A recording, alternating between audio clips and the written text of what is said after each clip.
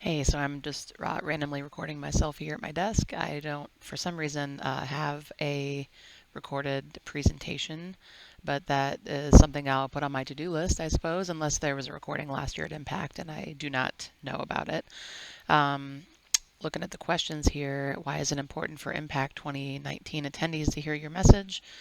Um, oh, I just remembered there is a recording of, of our building's Lead 4.1 presentation that I will probably also provide with this submission, and I think you're already aware of that we did early. No, I was thinking it was late 2018, maybe.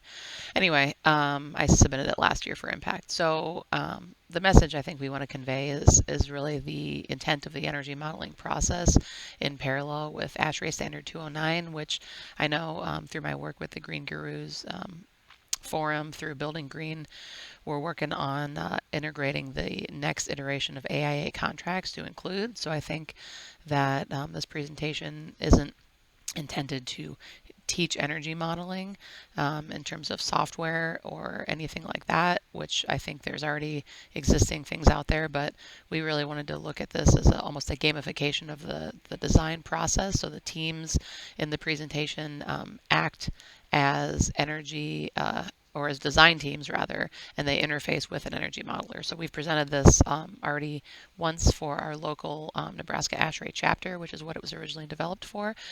And we're going to be submitting or presenting again to a local community college class tomorrow, actually.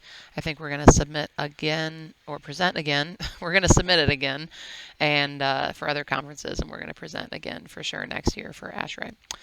So the main takeaway is essentially that we've developed a game with some tangible design items that we work towards placing on a game board for each team. We've also included some games in it, so there's a lot of activity and discussion within small groups and then larger group presentation time. It does take some time, so if there's a time constraint, we would have to talk about how we could cut it down or what we could cut out.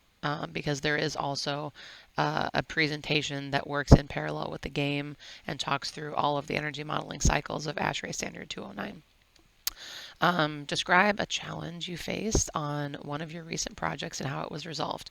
Well, I guess, I don't know, there's continuously communication with owner struggles on a current project that I'm working on. So that's why I actually have this book here on my desk right now, working through some integrative design concepts and even educating our staff within the office on how to have those conversations earlier and more often with our clients, which are primarily architects, and then how to get our clients to let us or us and them together talk to ownership on these increasingly complicated ownership projects that we're seeing, at least here locally, with multiple parties, including a core and shell design team, a separate building owner, an owner's rep who's also a property manager, but not the property manager that will be managing the building, and just so many people involved. So I think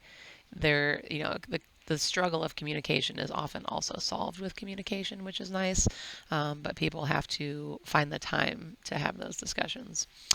So that's kind of all I have for now. This is the conclusion of the video portion of this submittal. So thank you.